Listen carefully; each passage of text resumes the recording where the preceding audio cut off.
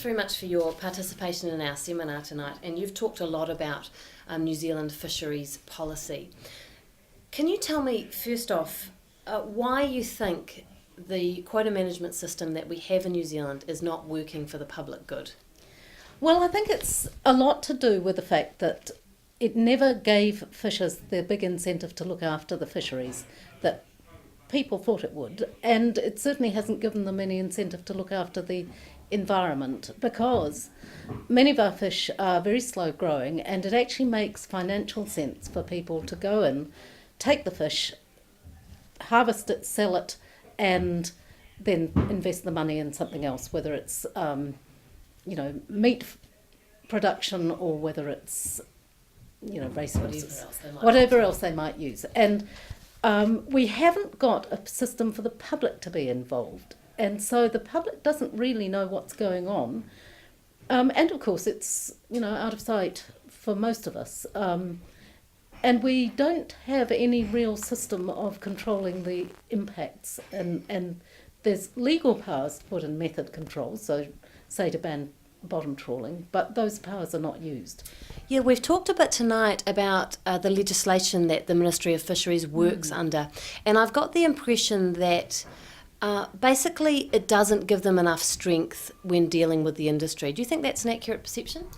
Yes, I think it's both a problem of habit in the Ministry of Fisheries, that they're not used to really taking all the environmental stuff that is in the Act seriously, but it's also that it's weak. And in particular, the provisions for, what to do when you haven't got enough information, which is most of the time, are weak and are not referenced to say clearly that you have to look after the environment, be precautionary in relation to the environment. And the purpose of the Fisheries Act is actually very unhelpful in that it doesn't clearly say you will look after the environment, and within those limits you will be allowed to go fishing. So it doesn't give the environment priority. It's got that equally balanced with utilisation. That's the problem. That's essentially. Right, and indeed the Ministry has often argued that they are there to manage for harvest, not manage harvest for all of the other values. Would you say it's also accurate that in general the Ministry does not take a cautious enough approach when setting limits? Well, they're not cautious in respect to looking after the environment, and I think that they just see it as a thing to harvest. They don't really see it as an ecosystem that needs to be kept functioning and intact, even though they say they do, but they actually take massive risks, and they allow a level of damage that, we put up with in relation to our native forests, but we should have learnt better by now. We shouldn't be repeating all of those same mistakes. Speaking of protecting areas, we've heard recently about the benthic protected areas, but I know that you feel strongly that they're not all they're cracked up to be. In fact, you referred to them as bogus protected areas. So can you tell me why you have that view?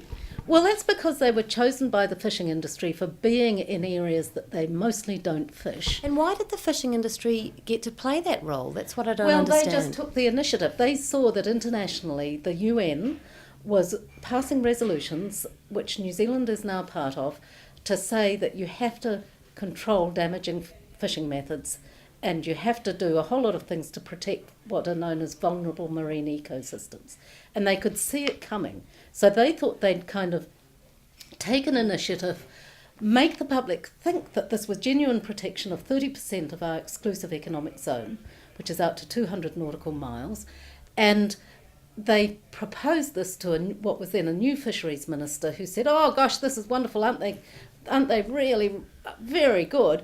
But actually these areas weren't fished. They're mostly way too deep to fish, and they managed to get all this kudos for doing something that was essentially not stopping them damaging the environment where they were damaging it at all. Right. And they got told that they were allowed... And they got told that they,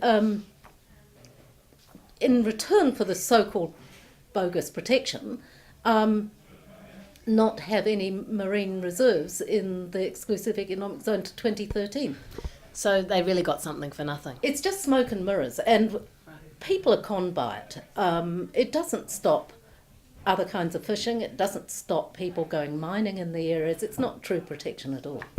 Okay, lastly, just to finish up, tell me, do you think New Zealanders should be buying hoki? No, and we shouldn't be buying orange roughy or anything that's bottom trawled either. So we should stay right away from that. Thank you very much.